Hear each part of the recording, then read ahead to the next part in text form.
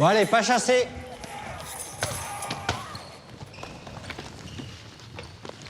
Tu regardes quoi là? C'est une série, ça, mon frère. Oh là là, c'est gore. Moins de 16 ans quand même. Tu sais, moi j'ai beau savoir que c'est des effets spéciaux, ça me fait bien flipper. Ah bon? Ah ouais. Pas toi? Ouais, c'est chaud. Les images violentes, on doit les éviter, sinon il faut en parler. Vas-y, raconte. Face aux écrans, soyons vigilants. Retrouvez-nous sur jeunepublic.csa.fr.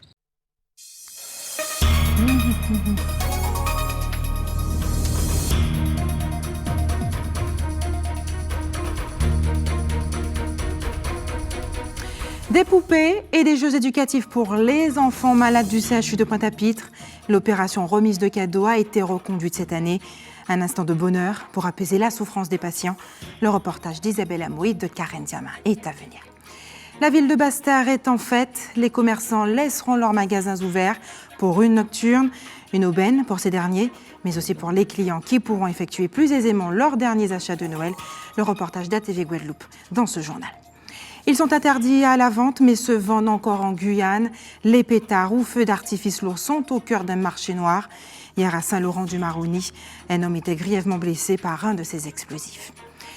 Il est, lui, très recherché, des bords de mer. L'oursin blanc se déguste à toutes les sauces en Guadeloupe, mais sa présence rare en fait une espèce protégée. De la mer à la cuisine, ATV Guadeloupe vous invite ce soir à dîner. Bonsoir et bienvenue sur ATV Guadeloupe. Merci de nous rejoindre. À moins de 2 jours du réveillon, beaucoup s'affairent à rendre cette soirée la plus belle de l'année au CHU de Pointe-à-Pitre, comme le veut la tradition. Les enfants et les adultes ont eu droit, eux aussi, à leur fête. Ainsi, après être passés de chambre en chambre, le Père Noël a pu déposer aux pieds des malades leurs cadeaux. Isabelle Amo et Karen Diama ont assisté à ce moment magique. On regarde leur reportage.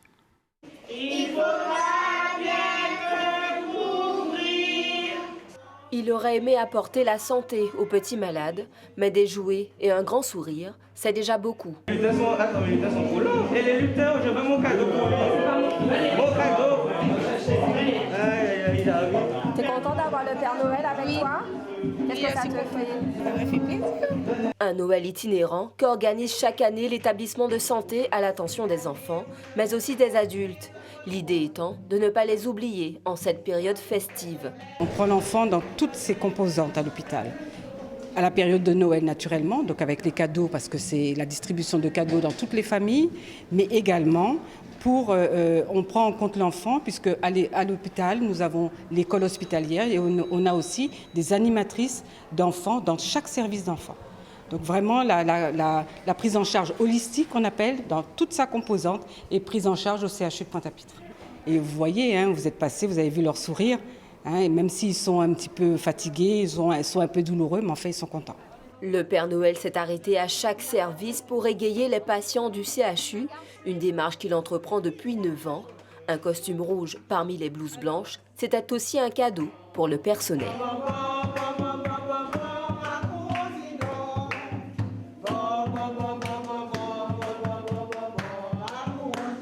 Noël est synonyme de partage, mais aussi de chiffre d'affaires pour les commerçants. À Basse-Terre, la population pourra profiter jusqu'à 21h de l'opération de Noël de l'Union des commerçants de la ville. Celle-ci promet que cette opération sera l'occasion de rappeler les valeurs de partage, d'altruisme et de générosité propres à cette période. Coup d'œil avec Karen Diama et Isabelle Amo.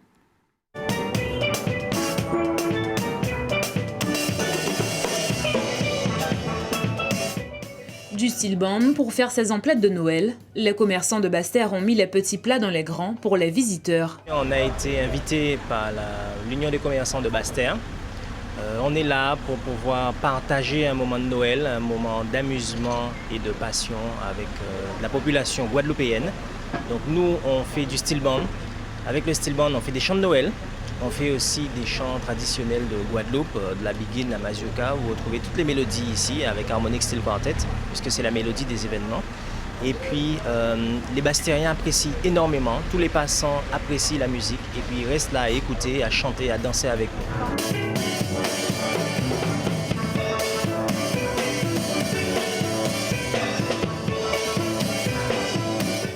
Ça fait partie du Guadeloupéen.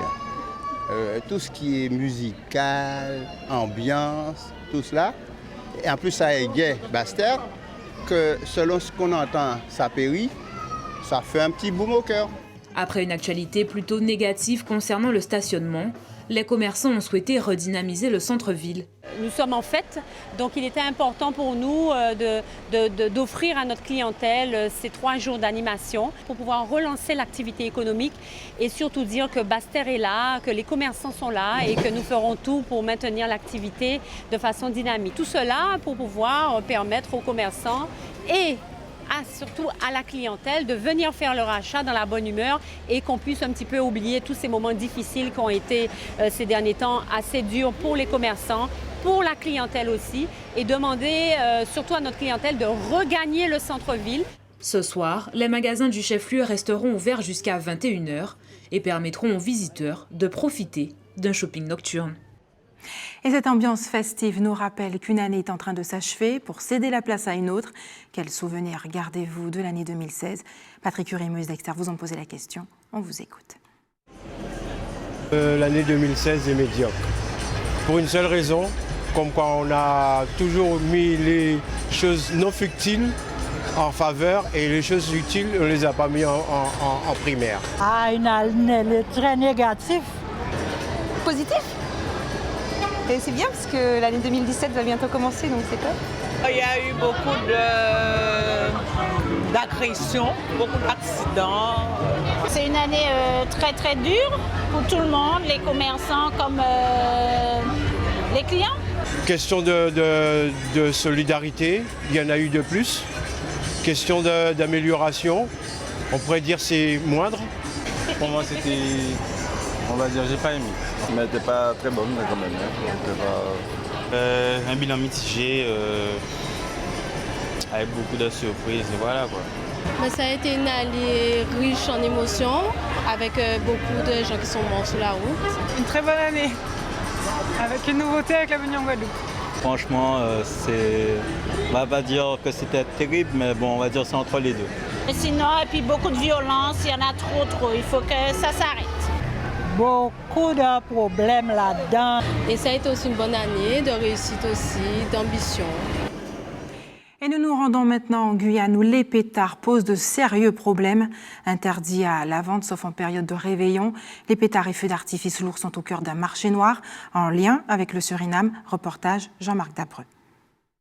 Une explosion, puis deux, des jets de pétards, un collège comme celui-ci en subit tous les jours. Que ce soit par des jeunes de l'extérieur ou par des élèves scolarisés dans l'établissement, ce phénomène dérange et perturbe. Ce qu'on peut constater ce temps-ci, c'est qu'il y a beaucoup de pétards. Les élèves, il y a des élèves de l'extérieur qui rentrent, qui entrent dans le collège, qui se promènent, baladent dans le collège, dans ces pétards. Et donc, on ne peut pas fonctionner dans ce genre de circonstances parce que ça crée des problèmes dans le collège. Le fait de travailler, ça nous perturbe avec nos collègues. Même si généralement les pétards sont inoffensifs, cela peut représenter un danger pour la sécurité des élèves, des enseignants et la population environnante. On est bien d'accord, on n'est pas très content quand ça pétarde en permanence. En dehors des périodes de fête, c'est pas très agréable, mais en plus, effectivement, ça représente un danger puisqu'ils utilisent certains artifices qui sont extrêmement puissants. On nous parle des fameux pétards Ben Laden qui sont quasiment de la mini-dynamite. C'est extrêmement puissant et on a vu malheureusement des cas de blessures très graves. Pour l'heure, personne n'a été blessé à Saint-Laurent-du-Maroni. Mais la gendarmerie s'active et met en place des opérations de contrôle, de surveillance et de sensibilisation. On intervient de différentes manières, notamment dans les établissements scolaires, souvent à la demande des chefs d'établissement ou des professeurs, ou parfois même en amont pour faire des sensibilisations, même si on n'en a pas encore fait dans l'immédiat. La vente et l'utilisation de pétards des catégories K2 à C4 sont interdites sur le département de la Guyane.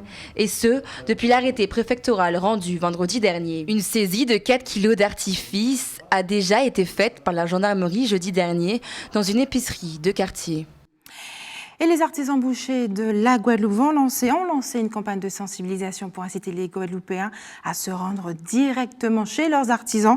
Vous le verrez jusqu'au 23 décembre, vous pourrez découvrir sur vos écrans de télévision un spot publicitaire montrant en tout cas l'intérêt de s'approvisionner depuis la production locale. Thierry Genélan, bonsoir. Bonsoir. Merci d'avoir accepté notre invitation ce soir.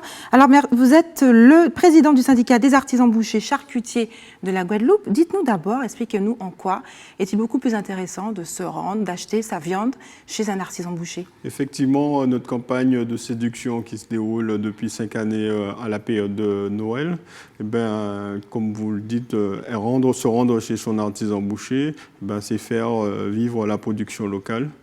D'une part, l'artisan boucher travaille au moins à 95% la viande locale. Alors on retrouve dans les grandes surfaces, on retrouve de la viande à moindre coût. Le consommateur guadeloupéen tient aussi en compte son budget. Est-ce qu'il n'y aura pas un effort à faire au niveau du prix ? Effectivement, il y a un effort à faire au niveau du prix, mais il faudrait savoir la qualité aussi de la production locale. Parce qu'on sait que c'est un circuit court, c'est-à-dire nos bêtes sont bien choisies par le boucher, après amenées à l'abattoir et après valorisées par l'artisan boucher. Pourquoi cette campagne de sensibilisation ? Avez-vous constaté que les Guadeloupéens finalement se rendent de moins en moins chez l'artisan boucher ? Cette campagne, comme je vous l'ai dit, c'est une campagne de séduction, c'est-à-dire que c'est inscrit dans notre programme annuel, que chaque fin d'année, qu'on puisse mettre en avant l'artisan boucher, parce que tout au long de l'année, on a des sessions de formation, et à cette période de l'année, on a envie de mettre plus ou moins conclure avec toutes ces sessions de formation qu'on a passé sur l'année. Comment se porte ce métier ? Hormis le fait d'organiser chaque année que ce soit un rendez-vous annuel, comment se portent les artisans bouchers de la Guadeloupe ? Effectivement, les artisans bouchers, on ne pourrait pas dire que c'est une profession qui est en bonne santé. Il manque à faire. D'une part, nous, au niveau de notre profession, on est en train de former des jeunes pour pouvoir avoir une relève au niveau de la profession et d'avoir de la main-d'œuvre. À quelle difficulté êtes-vous confronté ? La difficulté qu'on est confronté, d'une part, au niveau de la matière première.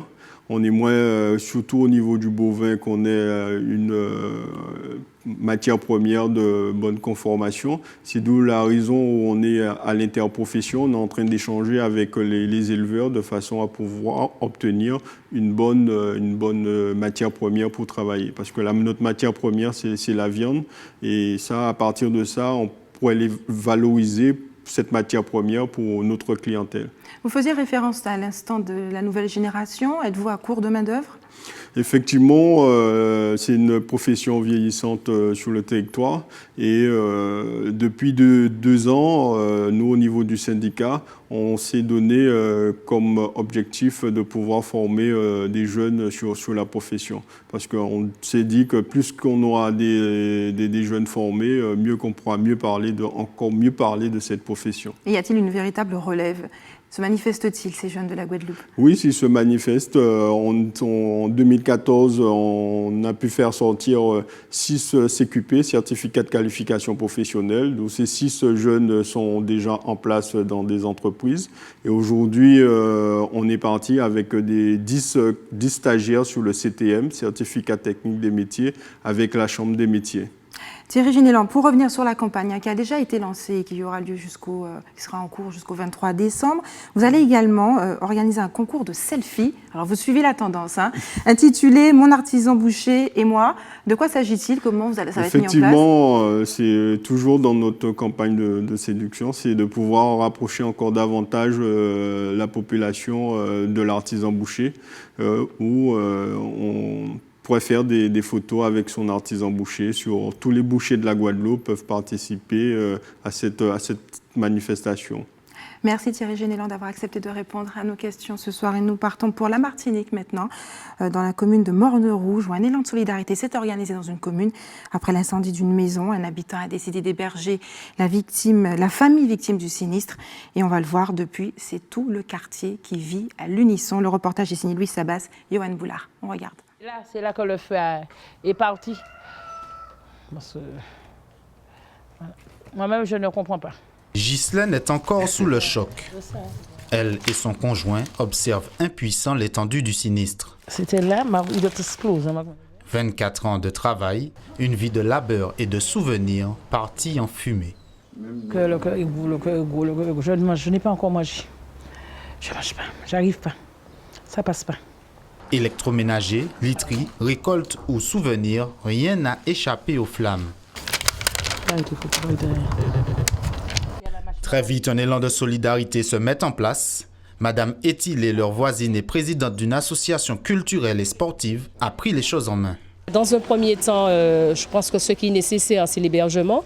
Donc hier soir, elle a dormi chez moi et puis aujourd'hui, on a un membre de l'association, la personne de M. Bidoc, si je veux bien le citer, parce que je crois que c'est quand même bien de sa part.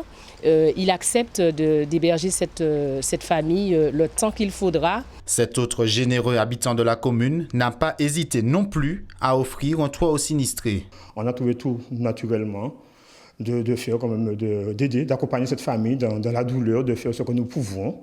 Et c'est pour cette raison que M. Bidoc, qui est vice-président de l'association, a décidé, en attendant que la mairie trouve un logement pour ces personnes, de mettre à leur disposition ce local. Impossible pour le moment de remettre en état la maison du couple.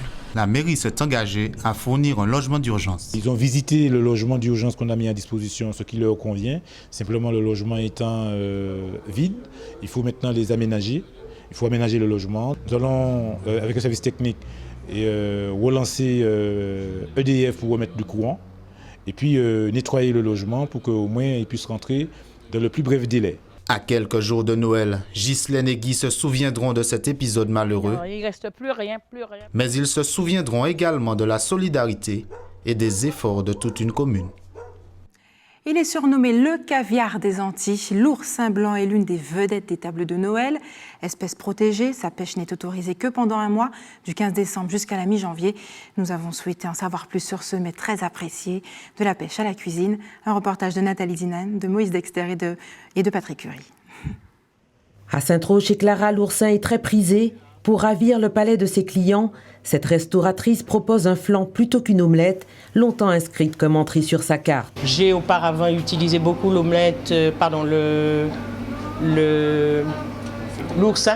en omelette, mais comme nous sommes déjà plusieurs restaurateurs à faire la même chose, donc j'ai préféré innover. Clara met un point d'honneur à utiliser des produits frais. Le matin, elle guette l'arrivée des pêcheurs et court s'approvisionner en caviar des Antilles, nettoyé et prêt à l'emploi. La pêche aux oursins blancs est réglementée et réservée aux marins pêcheurs professionnels, munis d'une autorisation annuelle de pêche. Clara cuisine dès l'ouverture de la saison le flan aux oursins. Dans la composition de sa recette, il faut de l'émincé d'échalotes, de la tomate, du persil, des cives, de l'ail et un soupçon de piment. Avec tout ça, nous faisons revenir tous ces ingrédients à la poêle. Une fois que c'est revenu, donc tout commence à ramollir un peu, nous le mélangeons donc à 10 œufs, dont 5 seront utilisés intégralement et les 5 autres, on va enlever le blanc et utiliser que le jaune. On y rajoute un demi-litre de crème fraîche, un demi-litre de lait entier. Mélanger tout ça et remplir, au préalable, beurrer les petits ramequins, les remplir, mettre dans un plat qui va au four avec un peu d'eau pour faire un bain-marie. C'est cuit. Cette recette originale qui lui vient de son fils, aussi restaurateur, est servie comme entrée avec des petits morceaux de pain croustillant. Et les clients apprécient beaucoup. À vous d'essayer. Bon appétit. Restez avec nous sur ATV Guadeloupe dans quelques minutes. Rencontre avec ces Antillais de Paris nostalgiques du Noël fêté au pays. Et puis tour d'horizon des boissons les plus appréciées en cette période de Noël. Elle a décidé d'offrir un Noël aux saveurs antillaises à ses hôtes. Il s'agit de l'universitaire Suzanne Dracus. Dans un restaurant en plein cœur de la capitale, elle a réuni ses amis de tous horizons pour célébrer la nativité comme si elle était au pays. Reportage Éric Dupuis, Solène Boussaï et Ariane Lavrileux. Cette année, c'est une première pour Suzanne. Le réveillon de Noël, elle va le passer dans un restaurant créole parisien. C'est un choix d'ambiance parce qu'on va aussi un petit peu danser, etc. D'habitude, Suzanne le passe chez elle ou chez des proches, mais à Paris, pas facile de réunir tout le monde dans un seul appartement. Là, ça va faire un espace assez grand, donc ça permet d'être plus nombreux que l'on aurait pu l'être dans un lieu fermé. Plus nombreux avec surtout des non-originaires des Antilles. Alors Suzanne compte profiter de son statut d'universitaire reconnu pour diffuser la culture créole. Elle a prévu de lire des passages d'œuvres d'Aimé Césaire. Il avait l'agoraphobie Noël. Ce qu'il lui fallait, c'était toute une journée d'affairement, d'après, de cuisinage, de nettoyage, d'inquiétude, de peur que ça ne suffise pas, de peur que ça ne manque, de peur qu'on ne s'embête. Ce qui est bien, c'est qu'on invite des amis métropolitains, entre guillemets, mais eux ne connaissent pas, n'ont jamais vécu un Noël créole. Là, ils vont en vivre. Ils vont vivre Noël créole, relativement typique, comme ça, en plein cœur de Paris. Et avec un Noël créole, même dans le froid parisien, la chaleur des Antilles se ressent très rapidement. Venez à côté de moi, vous allez chanter avec moi. Hein? Sainte nuit, tout s'endort au dehors. Marie et Joseph veillent. Il y a les plats traditionnels et puis les boissons les plus prisées pour Noël, entre le punch coco, le schrob et autres liqueurs pays. Nos confrères d'ATV Martinique, Loïc Régis et Michelet François, nous offrent un état des lieux gustatif. Regardez. Je voudrais un schrob. Le marché, un lieu idéal pour les Martiniquais à la recherche de saveurs. Sur les étals, environ 60 variétés de boissons locales. Punch coco, schrob et autres liqueurs sont les plus vendus pour les fêtes de Noël. J'aime bien, voilà, ça change un peu de ce qu'on trouve dans les autres magasins, style champagne, etc. Donc moi, je respecte les traditions et puis c'est retour aux sources, quoi. En principe, à Noël, c'est ce que nous, les Antillais martiniquais, nous aimons chez nous. Parce que ça, c'est l'héritage de nos grands-parents. Les commerçants se frottent les mains, l'activité est importante en ce mois de décembre. Le goût de la tradition attire la clientèle. Ce qui fonctionne le plus, c'est le coco, c'est l'alexandra, le coco menthe pour certaines personnes, mais aussi il y a le punch groseille, il y a le schrob aussi, qu'on demande beaucoup. Cette année, il y a une nouveauté que j'ai mixée, c'est la liqueur d'Atumo, avec pas mal de plantes médicinales. Et les gens en raffolent, j'en vends pas mal en ce moment. Et c'est une liqueur, avec tout ce qu'on va manger pendant les fêtes, ça va vous...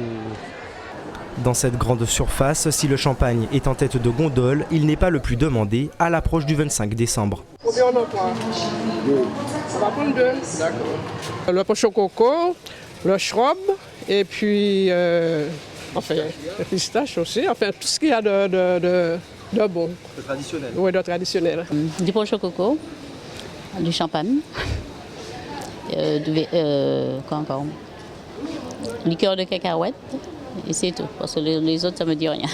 Plutôt liqueur, et puis bon, ça dépend un peu de champagne, mais pas trop. Well, oui, boisson typique, oui, martiniquais, quoi. Ici, pas de boissons artisanales, les liqueurs et punches sont fabriqués par de grands groupes industriels locaux. Les tarifs sont attractifs. Il y a la période de Noël où c'est beaucoup plus traditionnel, c'est le punch coco, tout ce qui est élaboré par soi-même, je dirais, mais l'évolution, elle est surtout, je dirais, sur les punchs locaux. On peut partir d'une moyenne de 10 € et allant montant si on évolue sur des rhums très vieux, par exemple, et également le champagne haut de gamme. La tradition a encore de beaux jours à vivre. Autour des pâtés et boudins, les boissons locales ont encore leur place sur les tables martiniquaises. Et attention, l'abus d'alcool est dangereux pour la santé et il peut en être de même pour les bons petits plats.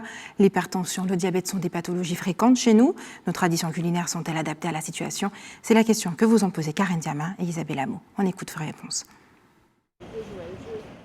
Le menu traditionnel créole, c'est-à-dire les pois en bois, les ignames et le porc, ça ne peut pas favoriser le cholestérol parce que c'est un jour gras et c'est normalement le seul jour où on devrait faire un peu d'abus. Mais si on abuse toute l'année, là on prend des risques. Mais juste pour un jour, ça ne devrait pas causer problème. Il faut quand même rester dans le côté traditionnel, mais ne pas en abuser.